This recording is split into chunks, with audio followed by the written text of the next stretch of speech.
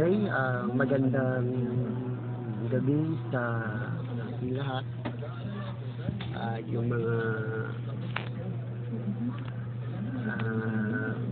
kayo po ay ating inanyayahan na makinig ng salita po ng ating Panginoon sa mga oras po ito, ano man ang ginagawa, kayo man ay nanonood sa atin, kayo po ay nagpapasalamat po ako sa inyo sa patuloy na suporta nyo. At kung hindi pa po kayo nakapag-follow sa akin, so pwede po kayo mag-follow para malaking bagay po yan sa ating patuloy na paggawa sa ating content na layunin ko po ay magpahayag ng mabuting balita sa mga wala pa akong pasensya na po kayo, wala pa akong ngipin, pero patuloy pa ako nagpipray na ang Diyos ay magbigay sa akin ng pagbili na paggawa ng postiso para magkaroon ako ng ngipin. So pagpray nyo rin po ako para patuloy ko po maipahayag ang mabuting balita sa pamamagitan ng YouTube channel nito o kaya sa FB, no? So ngayon po ay ang ating pong pag-aaralan ay ang pag-uugali ng Kristiyano, no? Yan po ang ating pong pag-aaralan ay na para maunawaan po natin kung ano nga ba yung nagiging ugali ng Kristiyano. Yeah. So sana po ay samahan niyo po ako at pakinggan niyo po ang mensahe kong ito para maunawaan po natin ang ating pong pag-aaralan. Kung may mga tanong po kayo, pwede po kayo mag-comment dyan sa comment section. Type nyo lang po kung ano yung mga katanungan nyo ay yan po ay ating tutugunan. Sisikapin ko po mga katanungan nyo ay magkaroon ng katugunan sa pamamagitan din ng mga salita ng ating Panginoon. So yan, so ang ating pag-aaralan ay pag-uugali ng Kristiyano, no? So una, tanong ay handa na ba tayong makinig ng salita ng Panginoon? So meron po tayong limang pag-aaralan patungkol sa kaugalian ng Kristiyano. No, ang lima po nito, una po, ang kaugalian ng Kristiyano, siya ay naniniwala kay Kristo, bagamat hindi niya ito nakita. No? So, pangalawa, ang kaugalian ng Kristiyano, siya ay may pagmamahal kay Kristo. So, pangatlo, ang kaugalian ng Kristiyano, siya ay may pagsunod sa halimbawa ni Kristo. Pang-apat, ang kaugalian ng Kristiyano, siya ay namumuhay ng totoo. Totoo ang kanyang pamumuhay bilang Kristiyano. Ang panglima, ang pag-ugali ng Kristiyano, siya ay namumuhay na karapat-dapat. Yan po ang ating pag-aaralan. Lima po yan. So, sana ay samahan niyo po ako para maintindihan po natin at maunawaan. So, bago po tayo magpatuloy sa ating pag-aaral, tayo muna po ay manalangin. Hingi tayo sa Panginoon ng gabay, patnubay para maunawaan po natin ang ating mapapag-aaralan sa gabi nito. Sige tayo po ay manalangin. Panginoon, maraming salamat sa iyong gabay at patnubay, ipag-iingat po sa amin. At din sa lahat, patuloy na kami samahan na maintindihan po namin ang aming po pag-aaralan sa gabi sa araw, sa oras po nito, O Diyos, at yung mga tao makikinig at manunood ng YouTube channel o sa FB Panginoon. So, patuloy po na magpala po sa kanila. Paging lingkod, patuloy po pong bigyan ng kalaman at karunungan upang patuloy ko pong may pahayag ang mabuting balita sa pamamagitan ng mga salita sa pangalan ng Jesus. Panginoon. So, dito po ay may 5 tayong mapag-aaralan patungkol po sa pagiging ugali ng Kristiyano bilang Kristiyanong totoo, no? So, bilang Kristiyanong totoo ay ating po mapapag-aralan sa oras po nito, So, una po, ang pag-ugali ng Kristiyano, siya ay naniniwala kay Kristo bagamat hindi niya ito nakita. So, bagamat hindi po natin nakita ang ating Panginoon Kristo, so dapat po tayong maniwala. Dapat po tayong maniwala sa ating Panginoon na sinasabi po ng banal na kasulatan doon sa John chapter 29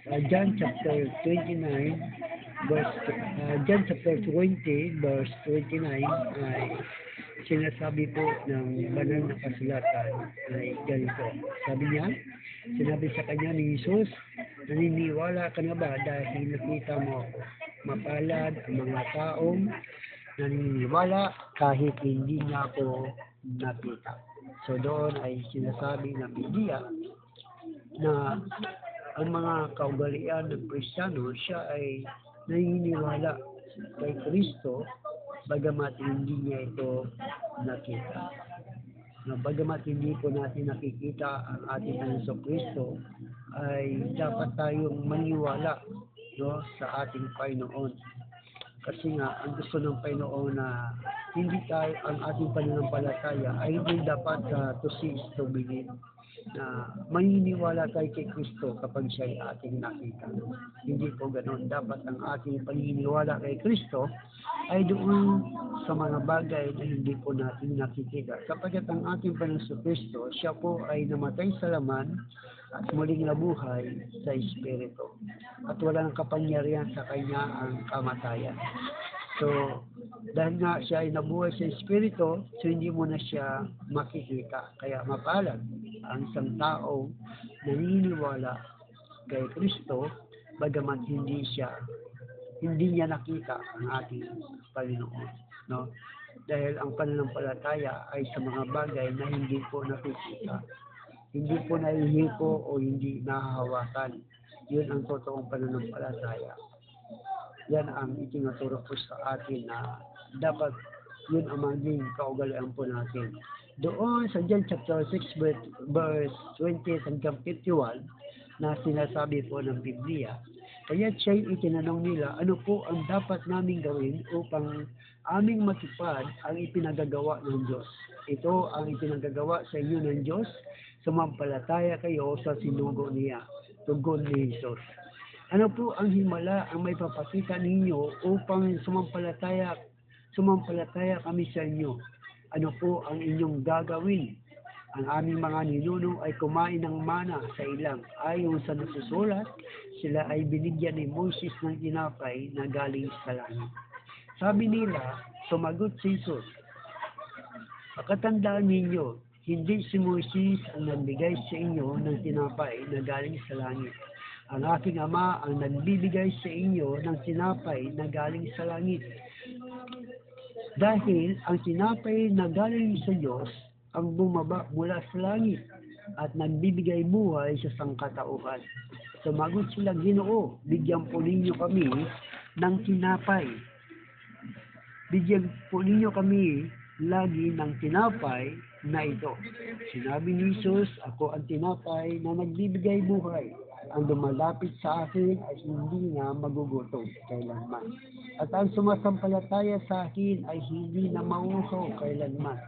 Ngunit sinabi ko na sa inyo, nakita na ninyo ako, ngunit hindi pa rin kayo sumasampalataya sa akin.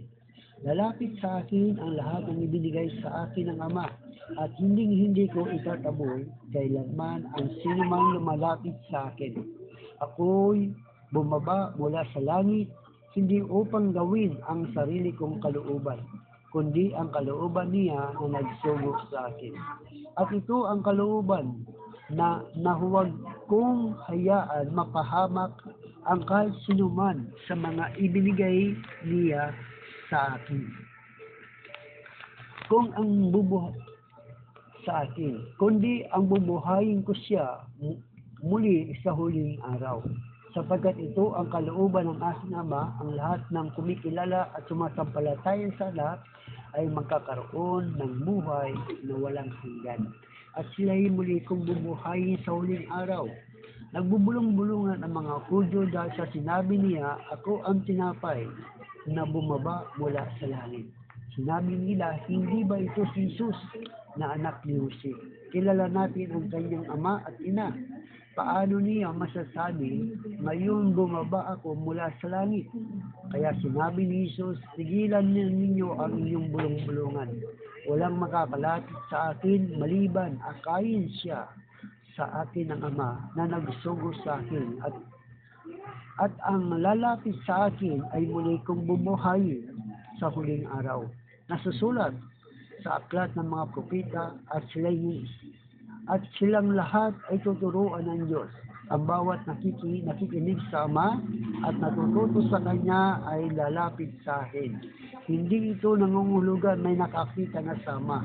Ang nagmula sa Ama, ang tanging nakakita sa Ama. Pakatandaan ninyo, ang sumasampalataya sa akin ay may buhay na walang hanggan. Ako nga ang tinapay na nagbibigay buhay. Kumain ng mana ang inyong mga ninuno nang sila'y nasa ilang. Ngunit sila'y namatay. Narito ang tinapay na bumaba mula sa langit upang ang sinumang kumain nito ay hindi na mamamatay. Ako nga ang tinapay na nagbibigay buhay. Bumaba sa langit.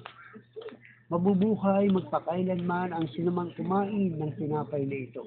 At ang tinapay ay ang aking katawan na ibibigay ko upang mabuhay ang sangkatauhan.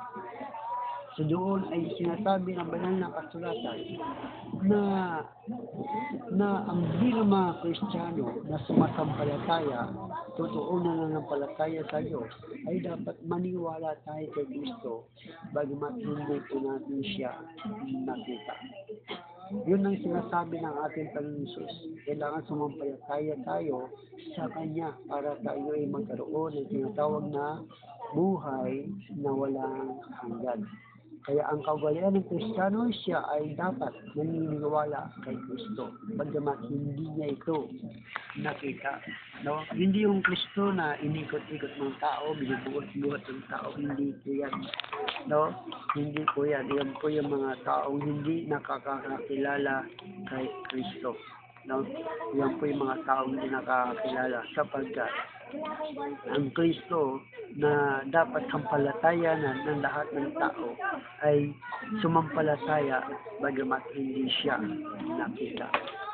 Pangalawa, ang kagulay ng Kristiyano, siya ay nagmamahal kay Kristo. So, nagmamahal siya, hindi po siya magagalit kay Kristo. No? Ibig sabihin, mahal niya ang ating Panginoong Jesus. No? Na sinasabi ng banal na kasulatan doon sa John chapter 21 verse 15 hanggang 19 na sinasabi ng Biblia, pagkakain nila tinanong ni Jesus si Simon Pedro, Simon, anak ni Juan, inibig mo ba ako ng higit sa mga ito? Opo, Panginoon, alam ninyong mahal ko kayo, tugon niya. Sinabi sa kanya ni Jesus, kung gayon, pakainin mo ang aking mga tao. Wali siyang tinanong ni Jesus, Simon, anak ni Juan, inibig mo ba ako? Sumagot si Pedro, opo, Panginoon, alam ninyong mahal ko kayo. Sinabi ni Jesus, alagaan mo ang aking mga tupa. Pangatlong ulit na tinanong siya ni Jesus, Simon, anak ni Juan, mahal mo ba ako? Nalungkot si Pedro sapagkat 3 beses siyang tinanong ng mahal mo ba ako? At sumagot siya, Panginoon, alam po ninyo ang lahat ng bagay. Alam ninyong mahal ko kayo. Sinabi sa kanya ni Jesus, pakainin mo ang aking mga tropa. Pakatandaan mo, nung bata ka pa, ikaw ay nagbibigay sa iyong sarili at pumupunta ka kung saan mo gusto. Ngunit pagtanda mo, inuunat mo ang inyong mga kamay at iba ang magbibihis sa iyo at dadalhin ka sa lugar na di mo gusto. Sinabi niya ito upang ipaihiwatig kung paano mamamatay si Pedro, kung paano niya pararangalan ang Diyos pagkatapos. Sinabi sa kanya ni Jesus, sumunod ka sa akin. So dito ay sinasabi ng banal na kasulatan bilang mga Kristiyano na naglilingkod kay Kristo, dapat ay ipakita natin ang ating pagmamahal sa Diyos. Paano natin maipapakita ang pagmamahal natin sa Diyos? Dapat sumusunod tayo sa kanyang mga utos. Naglilingkod tayo sa kanya sa anong paraan sa pamamagitan ng mga gawain. Sa pamamagitan ng mga gawain ng ating Panginoon. So, doon ay napapakita natin ang ating pagmamahal na kasama ang mga kapwa nating mananampalataya at nagpapalakasan tayo sa isa't isa bilang na nagmamahal kay Kristo. Dahil kapag mahal mo ang ating Panginoon sa Kristo, hindi ka magsasawang maglingkod sa Kanya. Hindi ka magsasawang papurihan siya at paglingkuran anuman ang mangyari sa buhay mo. Ay pagkain ka man o wala, pagsubok ka man o wala, ay patuloy ka naglilingkod kay Kristo sapagkat mahal mo ang ating Panginoon. Dahil ang taong nagmamahal, hindi ko yung mapapagod. Siya ay nagpapatuloy hanggang sa pagbabalik ng ating Panginoon. So, sabi lang sa 1 Peter chapter 1 verse 8, hindi ninyo siya nakita kailanman, ngunit siya ay inibig na ninyo. Hindi pa rin ninyo siya nakita hanggang ngayon, ngunit sumampalataya na kayo sa Kanya. Dahil dito, nagumapaw na sa inyong puso ang kagalakan, di kayang ilarawan sa salita. Yan ang sinasabi ng Biblia na sinabi ng banal na kasulatan sa 1 Peter chapter 1 verse 8, hindi ninyo siya nakita kailanman. Ngunit inibig na ninyo, hindi pa rin ninyo siya nakita hanggang ngayon, ngunit sumasampalataya na kayo sa Kanya. Dahil dito nag-uumapaw na sa inyong puso ang kagalakan, di kayang ilarawan sa salita. So, ganyan yung mga taong nagmamahal sa kay Kristo. Bagamat hindi niya nakita ang ating Panginoon Jesus mula nung sumampalataya siya, mula nung makakilala siya, mula nung tumangkap sa kay Kristo bilang Panginoon at siyang tagapagligtas ng kanyang buhay, hanggang ngayon hindi pa rin niya nakikita ang ating Panginoon Jesus, pero naniniwala na siya at nanampalataya na at patuloy niya itong minamahal at pinaglilingkuran. Na naglilingkod siya sa Panginoon. No? Ang sabi doon sa Payag chapter 2 verse 2 hanggang 5, nalalaman ko ang mga ginawa mo, ang inyong mga pagpapakahirap at pagtsatsaga. Alam kong hindi mo kinukonsinti ang masasama. Sinubok mo ang mga huwad na apostol at napatunayan mong sila'y nagsisinungaling. Alam ko rin matyaga ka, nagtiis ng maraming hirap alang-alang sa akin. At hindi ka sumuko. Subalit may isang bagay na ayaw ko sa iyo. Ang pag-ibig mo noong una, kang sumampalataya ng lalamig na. Alalahan mo ang dati mong kalagayan, pagsisiyan mo at talikuran, ang inyong masasamang gawa. At gawin mo muli ang mga ginagawa mo noong una. Kapag hindi ka nagsisi, pupunta ko diyan at aalisin ko sa kinalalagyan ang iyong ilawan. Yan. So sabi ng banal na kasulatan na minsan nawawala ang pag-ibig natin sa Diyos. Dati, may mga pagsubok sa ating buhay ay patuloy pa rin tayo naglilingkod sa Panginoon. Hadlangan man tayo ay patuloy pa rin tayo naglilingkod sa Diyos. Paano ba tayo makapaglilingkod sa Diyos? Siyempre sa mga gawain ng Panginoon. Sa mga Bible studies, sa mga prayer meetings, sa Sunday service, o lahat ng mga activities para sa Panginoon, doon lamang tayo makapaglilingkod sa Diyos. At doon natin mapapakita na mahal po natin ang ating Panginoon. Dati ang sipag-sipag natin dumali sa gawain ng Diyos. Pero habang tumatagal, nang lalamig tayo, nawawala ang ating suporta sa gawain ng Panginoon bilang nagpapakita na tayo ay nagmamahal sa Panginoon. At sabi doon sa John 14 verse 21 hanggang 25, ang tumanggap sa mga utos ko at tumutupad nito ang siyang umiibig sa akin. Ang umiibig sa akin ay iibigin ng aking Ama. Iibigin ko rin siya at ako'y lubusan magpapakilala sa kanya.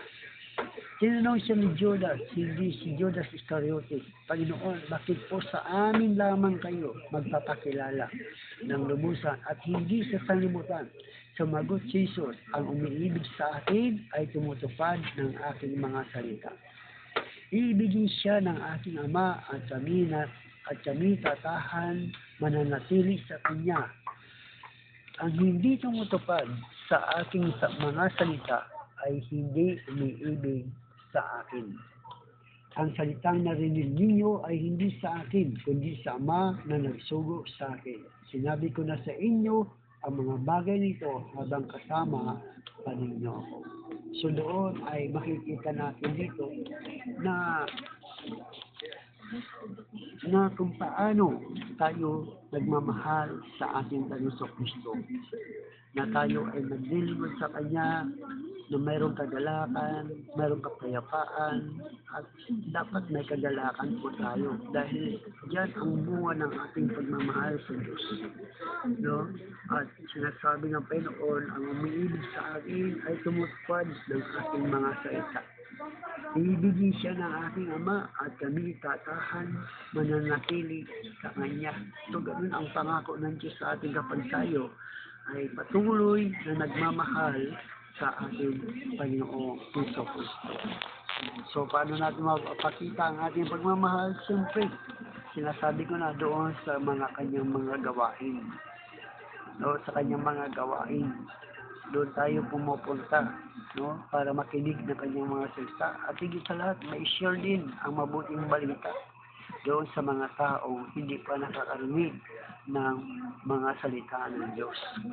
So dito ay kaya ang pag-uugali ng Kristiyano, siya ay may pagmamahal kay Kristo. Pangatlo, ang pag-uugali ng Kristiyano, siya ay may pagsunod sa halimbawa ni Kristo. May pagsunod sa halimbawa. So ano nga ba ang halimbawa na ibinigay sa atin ni Kristo dito sa mundong ito? Ang sabi doon sa John chapter 13 verse 4 hanggang 20, kaya siya'y tumayo mula sa hapag, nag-alis ng panglabas na balabal at nagbigkis ng tuwalya sa baywang.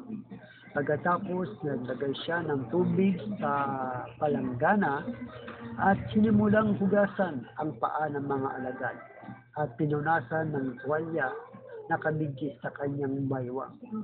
Paglapit niya kay Simon Pedro, tumutol ito, sabi niya, Panginoon, kayo ba ang maghuhugas ng aking mga paa?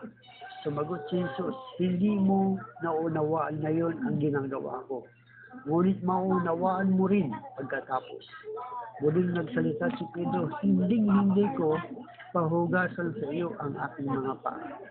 Ngunit sinabi ni Jesus, maliban hugasan kita, wala kang bahagi sa akin.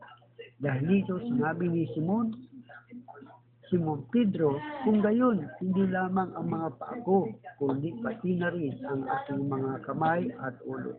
Sumagot si Jesus, ang napaliguan na ay hindi na kailangan hugasan pa, maliban sa kanyang mga paa, sapagkat malinis na ang muling katawan, at kayo'y malinis na, subalit hindi lahat, dahil kilala ni Jesus kung sino ang magkakanulo sa kanya. Sinabi niya, malinis na sila, subalit hindi lahat. Nang mahugasan na ni Jesus ang kanilang mga paa, muli niyang isinuot ang kanyang balabal at nagbalik sa hapag. Siya'y nangusap sa kanila, naunawaan ba ninyo kung ano ang ginawa ko sa inyo? Tinawag ninyo akong guro at Panginoon, at tama kayo, sapagkat ako nga iyon. Dahil ako ang Panginoon at guro ninyo ay naghugas ng inyong mga paa, dapat din ninyong gawin ito sa isa't isa. Binigyan ko kayo ng halimbawa upang inyong tularan. Pagkatandaan ninyo, ang alipin ay hindi nakakahigit sa kanyang Panginoon, ni ang sinugo kaysa nagsugo sa kanya. Mapalad kayo kung naunawaan ninyo ang mga bagay na ito at inyong gagawin. Hindi kayong lahat ang tinutukoy ko. Kilala ko ang aming mga pinili. Ngunit dapat matupad ang sinasabi sa kasulatan. Pinagpaksilan ako ng taong pinakakain ko. Sinabi ko ito sa inyo bago pa mangyari upang kapag ito'y nangyari na, sasampalataya kayo na ako nga. Pakatandaan ninyo, ang tumanggap sa sinugo ko ay tumatanggap sa akin, at ang tumanggap naman sa akin ay tumatanggap sa nagsugo sa akin. So, diyan ay pinakikita ng banal na kasulatan na bilang mga Kristiyano, dapat sumusunod tayo sa halimbawa ng ating Panginoon. Nasabi niya na kung Panginoon nyo at guro at tama kayo na nag-ugas ng paa sa inyo. Dapat gawin din natin ito sa mga tao. Dapat ipapatumbaba rin tayo. Dapat na iniintindi natin sila, inuunawa natin sila. Hindi tayo dapat nagmamarunong, hindi tayo dapat nagmamagaling na para ba tayo na lang ang magaling, sila ay hindi. Ang ating Panginoong Kristo ay nagpakumbaba at pinakita niya ang kanyang kababaang loob para maging kuwaran po natin. Maging kuwaran siya, halimbawa bilang mga Kristiyano na tayo ay hindi dapat magmataas. Ang ating Panginoong Kristo, bagamat siya Diyos, hindi niya pinilit ang kanyang pagka-Diyos. Sabi doon sa Pilipos, chapter 2, verse 5 hanggang 10, nawa magkaroon kayo ng kaisipan na tulad ni Kristo Jesus. Kahit siya yung likas at tunay na Diyos, hindi niya pinagpilitan na manatiling kapantay ng Diyos. Sa halip ko sa niyang sinubad ang pagiging kapantay ng Diyos at naging katulad ng isang alipin. Ipinanganak siyang tulad ng mga karaniwang tao at nang siya'y maging tao, nagpakababa siya at naging masunurin hanggang kamatayan. Maging ito man ay kamatayan sa krus. At dahil dito, siya ay lubusan itinaas at ibinigay sa kanya ang pangalan higit sa lahat ng pangalan. Sa gayon ang pangalan ni Jesus. Sa gayon sa pangalan ni Jesus ay luluhod at magpupuri ang lahat ng nasa langit, nasa lupa, at nasa ilalim ng lupa. At para sa kaluwalhatian ng Diyos Ama, ang lahat ay magpapahayag na si Kristo ang Panginoon. So dyan ay pinakikita ng banal na kasulatan yung pagiging kaugalian ng Kristiyano. Na ang kaugalian ng Kristiyano, siya ay mayroon pagsunod sa halimbawa ng ating Panginoong Kristo. Hindi sabihin hindi makita sa kanya ang pagmamataas. Kahit na mayaman siya, kahit na anuman ang kanyang natapos, hindi makita yon, kundi alam niya kung paano siya makisama sa mga tao. Pwede niyang baguhin ang kanyang sarili. Kung ang kaharap niya ay mahirap, ay pwede siya mag-anyong mahirap. Kung ang kaharap niya ay mayaman, pwede siya mag-anyong mayaman. Ibig sabihin, pinapantay niya ang kanyang sarili doon sa mga taong kaharap niya.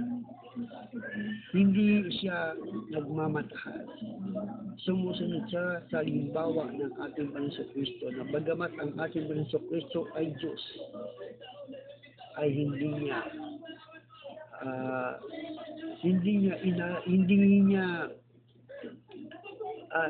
inaring siya Diyos. Bugkos ito'y kanyang hinubad at namuhay na katulad natin bilang isang alipin. Para abutin lamang tayo.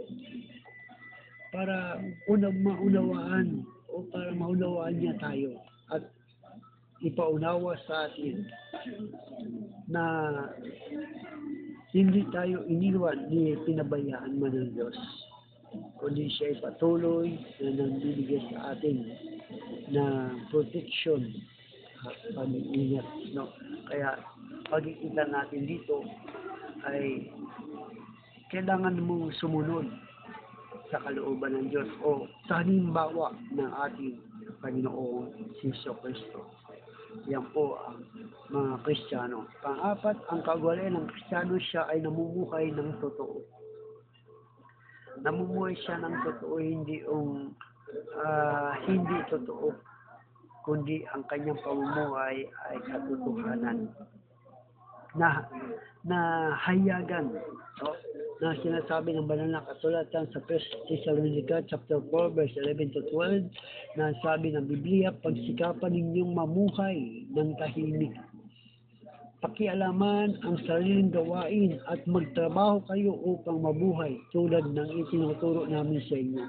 Dahil dito kayo ay igagalang ng mga hindi mananampalataya at hindi kayo aasa sa iba para sa iyong ikabubuhay.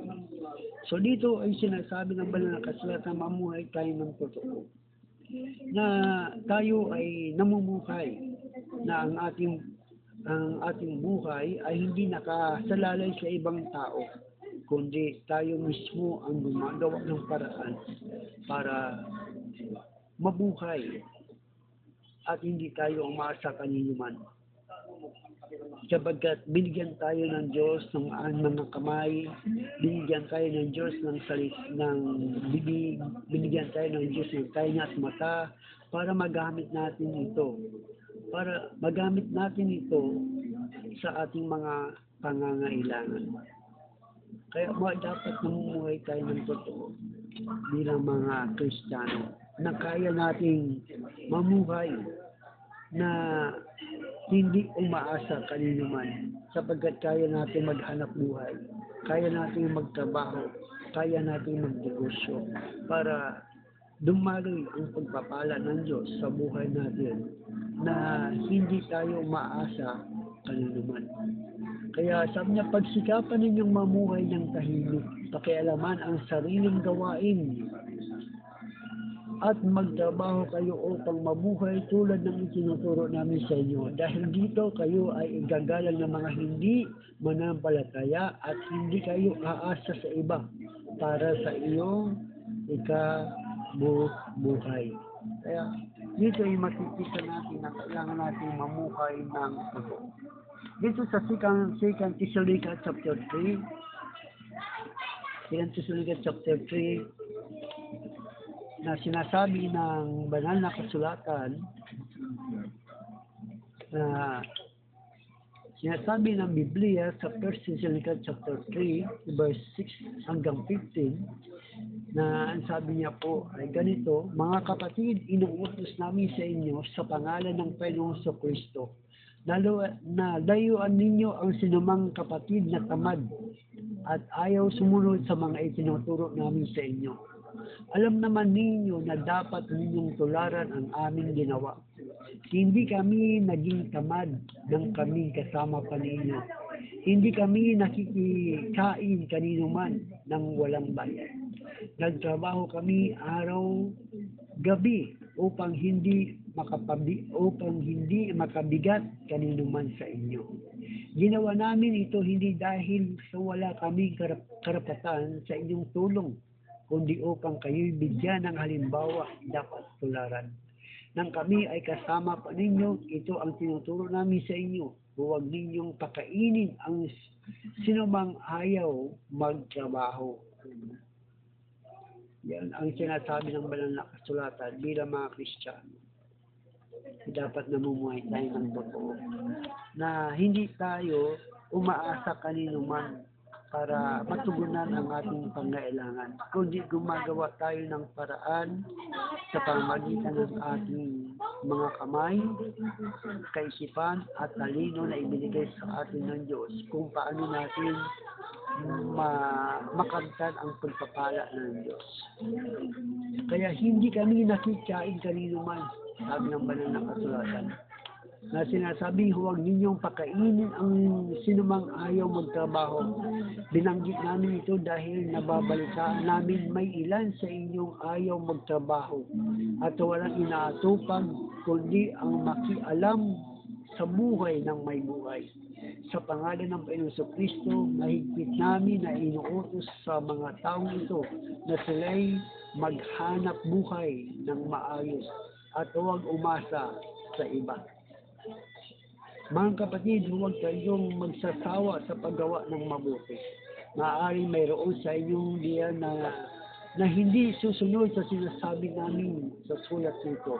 Kundi magkagayoy, tandaan ninyo siya at huwag kayong makihalubilo sa kanya upang siya'y mapahiya. Ngunit huwag naman ninyo siyang ituturing na kaaway. Sa halip, pangaralan ninyo siya bilang kapatid. Yan. So makikita natin na bilang mga Kristiyano ay dapat namumuhay tayo ng totoo. Yung hindi natin inaasa ang ating sarili para matugunan, hindi natin inaasa ang ating sarili sa ibang tao. Hindi natin inaasa ang ating sariling pangangailangan sa ibang tao. Kundi tayo ay gumagawa ng paraan para mabuhay ng totoo. Mayroon tayong kakayanan para gawin ang mga bagay para sa ating sariling buhay. Kaya sabi sa 1 Peter 1 verse 14, mapalad kayo kung kayo'y kinukutya dahil kay Kristo. Sapagkat sumasa inyo ang Espiritu ng kalwalhatian, ang Espiritu ng Diyos. Huwag nawang mangyaring parusahan ang sinuman sa inyo dahil siya'y mamamatay tao, magnanakaw, salarin o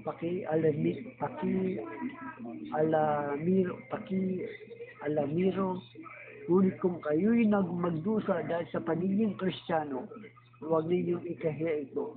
Sa halip, magpasalamat kayo sa Diyos sapagkat taglay ninyo ang pangalan ni Kristo. So yan ang buhay ng mga totoong Kristiyano. Namumuhay silang totoo na ang kanilang buhay ay hindi nakasalalay sa ibang tao. Kundi meron mga bagay sila ay gumagawa ayon sa kaalaman at karunungan na ibinigay sa kanila ng Diyos. Kakayanan para matugunan nila ang kanilang pangangailangan na hindi nalalayo sa mga gawain ng Panginoon. Bugos nakakapagsuporta pa sila sa gawain ng Panginoon. Na umating sila sa gawain ng Diyos na sila yung nagbibigay. Hindi sila ang binibigyan, kundi sila ang nakapagbibigay. No? So yan ay makita natin na ang pag-ugali ng Kristiyano siya ay namumuhay ng totoo. Panglima, last but not least. Ang pag-ugali ng Kristiyano siya ay namumuhay na karapat-dapat sa Diyos. Namumuhay siyang karapat-dapat sa Panginoon. Na ang kanyang buhay ay makikita bilang Kristiyano. Hindi mga namumuhay dito sa mundong ito. Kundi namumuhay siya na totoong Kristiyano.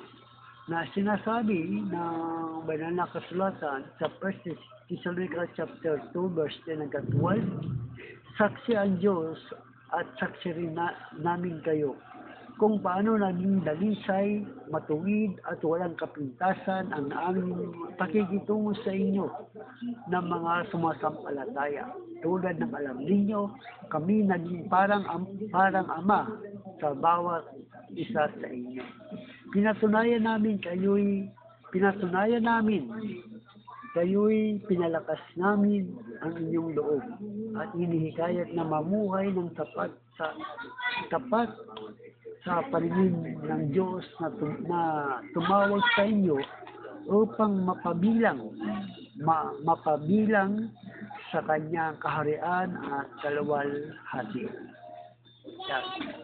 So, sinasabi nga ba ng nakasulatan na mamuhay tayo karapat-dapat sa Diyos. Na ang Diyos ang ating pinaglilingkuran sa loob at labas ng simbahan. Hindi lang sa simbahan tayo naglilingkod sa Diyos, kundi maging sa labas ay makikita ang pagiging Kristiyano po natin, na tayo ay naglilingkod din sa Diyos. Kung paano ka umaawit sa Diyos sa simbahan na ang inaawitan mo ay lagi ang Diyos. Dapat maging sa labas ng simbahan ay patuloy ka pa rin umaawit sa Diyos. Hindi yung pag wala ka na sa simbahan, iba na ang inaawit. Iba na ang narinig sa'yo. Kundi dapat mamuhay tayong karapat-dapat sa Diyos sa loob at labas ng simbahan. Kung ano ang pinapupurihan natin, ano ang inaawitan natin sa simbahan, dapat maging sa labas ay ganun din. Umaawit din tayo sa Diyos. Sa bahay, kung saan man tayo naroon, dapat ang ating inaawit ay para sa Diyos. Kasi yun ang dapat makita sa atin na namumuhay tayo sa Diyos. Ang sabi niya sa Ephesians chapter 4 verse 1 hanggang 6, kaya ako na isang bilanggo dahil sa Panginoon ay nakikiusap sa inyo na mamuhay kayo gaya nararapat sa mga tinatawag ng Diyos. Kayo'y maging magpakumbaba, mahinahon at matyaga. Pagmahalan kayo at magpasensyahan sa isa't isa. Sikapin ninyong manatili sa pagkakaisa na kaloob ng Espiritu sa pamamagitan ng kapayapaan, nagbubuklod-buklod sa inyo, may isang katawan at isang Espiritu. Tulad ng may isang pag-asa ng kayo'y tawagin ng Diyos, tayo may isang Panginoon, isang pananampalataya, isang bautismo. Isang Diyos at Ama na nating lahat, siya ay higit sa lahat, kumikilos sa lahat, at nananatili sa lahat. Ayan. So, sinasabi ng banal na kasulatan, ang sabi ni Pablo, bagamat ako'y nakabilanggo, pero kayo ay patuloy kong hinihikayat na mamuhay tayo na karapat-dapat sa Diyos. Dahil yun ang totoo bilang Kristiyano, na makita sa atin na hindi lang tayo nakikita sa church na banal. Doon sa church, sa loob ng church, wala iba tayong pinapupurihan kundi ang Diyos lang. Wala tayong inaawitan kundi ang Diyos lang. Yung mga papuring awit para sa Diyos ang ating inaawit. Pero dapat paglabas din natin sa bahay-simbahan, sa church, paglabas natin sa church, pagpunta din natin sa bahay o saan man tayo naroon, dapat ang inaawit natin ay yung papuri para sa Diyos lamang.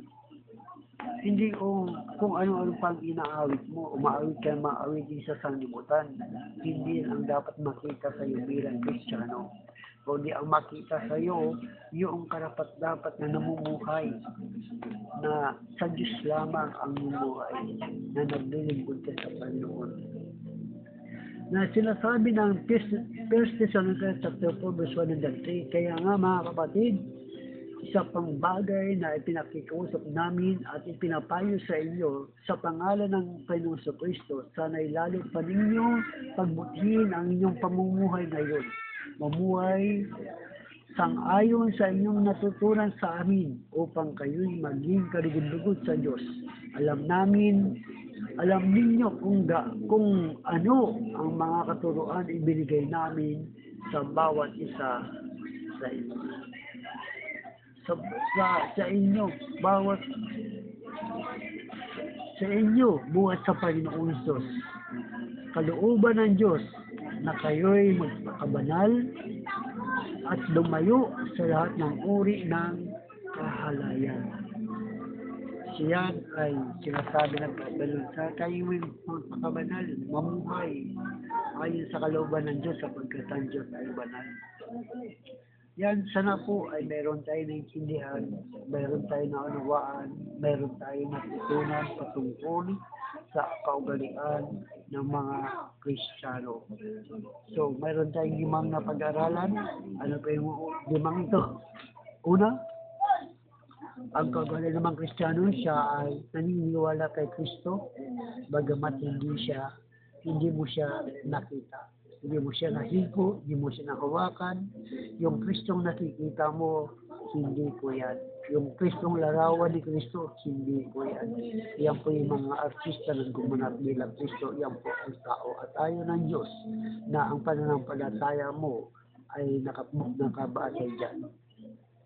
Ang gusto ng Diyos, sumampalataya ka sa Kanya sa Espiritu at sa katotohanan, bagamat hindi mo siya nakita. Maniwala tayo sa Diyos katulad ng hangin, bagamat hindi natin nakita ang hangin, kung naniniwala tayong may hangin. Ganun din, bagamat hindi mo nakikita ang Diyos, hindi mo nakita si Kristo, maniwala ka si Kristo ay nasa kapaligiran. Kasama mo siya kahit saan ka maroon. Nandun ang ating Panginoon. Pangalawa, ang ugali ng Kristiyano, siya ay nagmamahal kay Kristo. Ano man mangyari, ay mahal niya ang ating Panginoon. May makain man siya o wala, mahal niya pa rin si Kristo. Mainit pa rin ang kanyang pananampalataya kay Kristo. Hindi siya nangihina, hindi siya nagdulupay-pay, kundi patuloy siya naglilingkod sa ating Panginoon si Kristo. Sapagkat alam niya, ang buhay natin sa mundo nito ay hindi panghabang panahon. Pangsamantala lang po tayo. At ipakita natin ang pagmamahal natin kay Kristo sa pamamagitan ng kanyang mga gawain. Kaya sabi ni Banal na Kasulatan, maging masipag kayo sa gawain ng Diyos. Kayamang alam ninyong hindi nasasayang ang iyong pagpapagal. So pangatlo, ang kaugaling Kristiyano siya ay sumusunod sa halimbawa ni Kristo. Pang-apat, ang mga Kristiyano ay namumuhay ng totoo.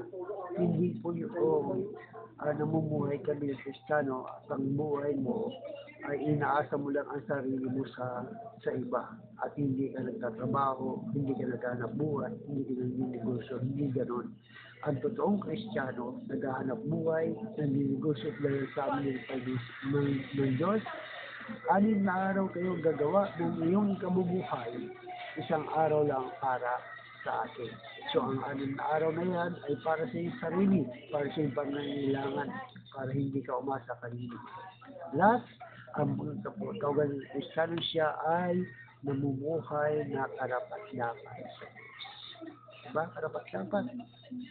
Sabihin, sa loob at labas ng sambahan, namumuhay kang kasama ang Diyos. Nakikita sa iyo ang pagiging Kristiyano. Ikaw ay namumuhay na mayroong kabanalan. Kahit saan ka pa maroon, sa mga awitin man, ng mga hindi ka umaawit ng awitin sa libutan, hindi lagi mong inaawit. Yung awitin makalangit, awitin para sa Diyos. Kasi yun ang nararapat natin gawin bilang Kristiyano. So nawa, sa gabi nito ay meron tayong natutunan. Magpalain ka ng Diyos, saan ka man naroon. Ikaw na nakikinig, nawa ay pagpalain ka ng Panginoon. Bigyan ka ng kagalakan at kapayapaan sa iyong puso at patuloy na maglingkod ka sa Panginoon hanggang sa kanyang pagbabalik. Ikaw at ako ay makakasama ng ating Panginoon Kristo doon sa kanyang kaharian, doon sa buhay na wala hanggan. So, uli ng Panginoon, so God bless sa inyo pong lahat. Kasunod po na ating pag-aaral. So, patuloy po kayong sumubaybay sa ating pag-aaral. Marami po tayong may share. So, sana supportahan niyo po ako sa gawain nito upang patuloy ko pong may pahayag at mabuting balita sa iyo at sa lahat ng tao Luzon, Visayas, Mindanao, maging sa ibang bansa, over the world, sa pamamagitan ng YouTube channel and din sa FB. Pagpalain po tayo ng Panginoon. God bless po sa sunod po na pag-aaral po natin.